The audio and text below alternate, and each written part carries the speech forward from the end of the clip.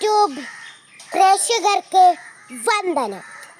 നിങ്ങളുടെയൊക്കെ കണ്ണു നിറയിച്ച വയനാട് ദുരന്തത്തിൻ്റെ ഒരു കൊച്ചുമോണേറ്റാണ് ഞാൻ നിങ്ങളുടെ മുമ്പിൽ അവതരിപ്പിക്കുന്നത്. അങ്ങോട്ടൊരു പാട്ട് കേൾക്കുന്നുണ്ടല്ലോ, പള്ളിക്കൂടത്തിൽ നിന്നാണെന്ന് തോന്നുന്നു. അതേ മുത്തശ്ശി, ഇന്ന് വെള്ളാർമല സ്കൂളിൽ വാർഷികാഘോഷമാണ്. ഉണ്ണിമാഷും കുട്ടികളും ചേർന്നുണ്ടാക്കിയ ആ പാട്ടാണത്. വെള്ളരിമലയുടെ താഴ്വാരത്തൊരു വിദ്യാലയമുണ്ട്, പുന്നംപുഴയുടെ ഓരം ചേർന്നൊരു പള്ളിക്കുടമുണ്ടേ. ആഹാ, എന്ത് നല്ല വരികൾ പിയെടുത്തിരിക്കുന്നു. ചൂരൽമലയുടെ ഹരിതാഭ. ഉണ്ണി സാറിൻ്റെ ക്ലാസ് റൂം. മക്കളെ, ഇന്ന് നമുക്ക് പാഠപുസ്തകത്തിൽ നിന്നും ഒരൽപ്പം മാറി ചൂരൽമലയിലേക്ക് നോക്കാം. സാർ, അങ്ങോട്ടൊന്ന് നോക്കൂ. നമ്മളുടെ ചൂരൽമല എന്തു സുന്ദരമാ, എത്ര പച്ചപ്പ്. ഈ പച്ചപ്പും മനോഹരവും സംരക്ഷിക്കേണ്ടത് നമ്മുടെ കടമയാണ്. അത് നമുക്ക് മറക്കാതിരിക്കാം. വയനാട്ടിൽ 2 ദിവസം തുടർച്ചയായി മഴ പെയ്തപ്പോൾ മോളെ അമ്മു TV ഒന്ന് ഓൺ ചെയ്തേ, നമുക്ക് വാർത്ത കാണാം. ശരി മുത്തശ്ശി വാർത്ത തുടങ്ങി. ഏഷ്യാനെറ്റ് ന്യൂസിലേക്ക് സ്വാഗതം. വയനാട്ടിൽ ഉരുൾപൊട്ടലിൽ 200 മരണം, 100 പേരെ കാണാതായി. മരണസംഖ്യ ഇനിയും ഉയർന്നേക്കാം. ഇന്നലെ ഉണ്ടായ ഉരുൾപൊട്ടലിൽ പുഴയുടെ ഒരു ഭാഗം ഇരച്ചെത്തുകയായിരുന്നു.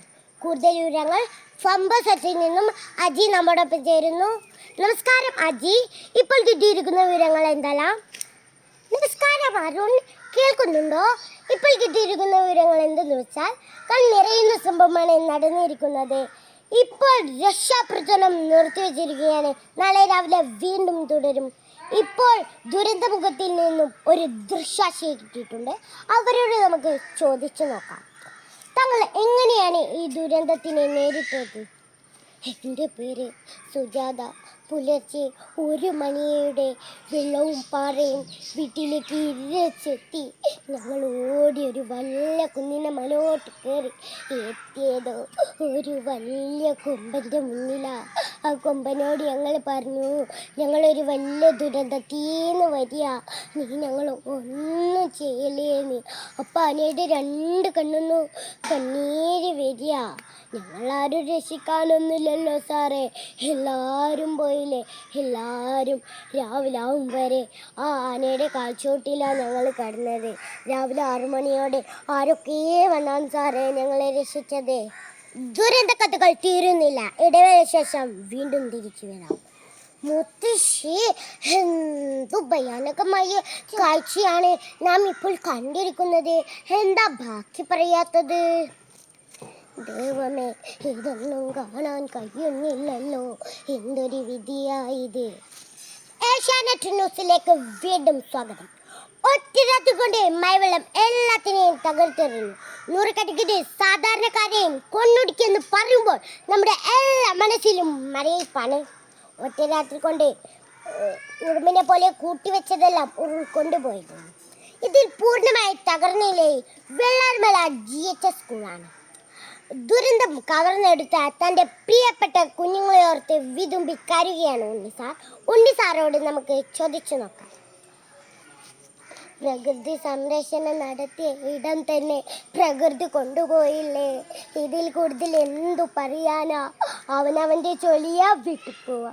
അതിലപ്പുറം ഏതൊരു അധ്യാപകനും സ്കൂളിൽ ചെയ്യരുത്. ചെയ്താൽ ഇങ്ങനെയൊക്കെ സംഭവിക്കും. ഞങ്ങളൊക്കെ അങ്ങനെ ചെയ്തവരാ സാറേ. രാവിലെ വന്ന് രാത്രിയാ പോകുന്നേ. കേരളത്തിലെ എവിടെങ്കിലും നേരത്തെ പഠിത്തം തുടങ്ങുന്ന സ്കൂളുണ്ടോ?